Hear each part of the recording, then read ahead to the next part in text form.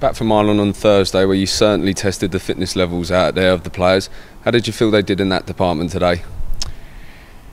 Well, I think without having any major injuries, we're disappointing to, because you went to Ireland, we worked on certain things. We couldn't do that today because we had injuries to different personnel. So I think that's a little bit disappointing. But we've got a tough week in terms of trying to get through these games this week, and we've got to manage the fact that people have got knocks as well. So I think the bigger picture is we need to be getting to the last pre-season game, going into that week then with everybody to choose from, and then if we achieve that, then I'll be happy. You just mentioned there about the injuries, probably answers my next question about the squad rotation and perhaps the change in formation. But does this type of game then show the versatility that you've got in your squad, that you're able to change it like that? I think if you play 4-4-2 and go back to a 4-4-2, I think everybody knows that. So I think a lot of people are still being, that's the most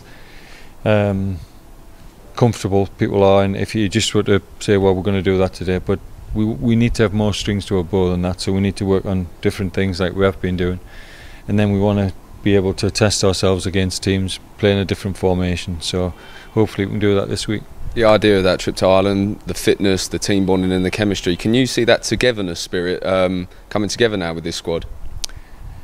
Well, it doesn't matter what type of chemistry you've got, what type of squad of players. They will all benefit if you win games. Like anything, it's always easier to have a good morale if you're winning games. But like I said last year and this year as well, there's some good players in there. There's some, there is a good spirit amongst the players. But all anybody's interested in is getting results on the pitch, and they've got to produce on the pitch. But I was happy with the way they trained last week, going to Ireland.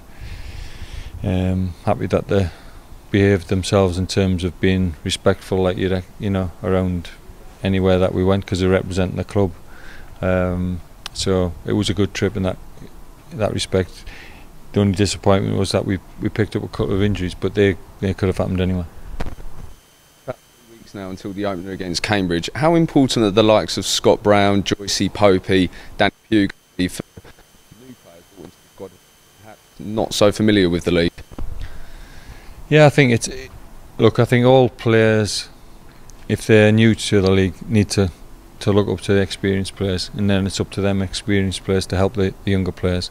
You need to get a blend. We can't play 11 players all in the 30s in the team. We need some younger players as well. You're trying to get a mix, but they can learn from each other, and I think some older players are still never too old to learn off younger players, and vice versa. But we've got to get a balance. We've got to get them into a shape where not only I'm happy with that shape, but I think the players have got to be happy with what they're doing as well.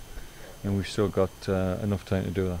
And just finally, given your transfer budget and what you could afford, how close are you to having your ideal squad for the season?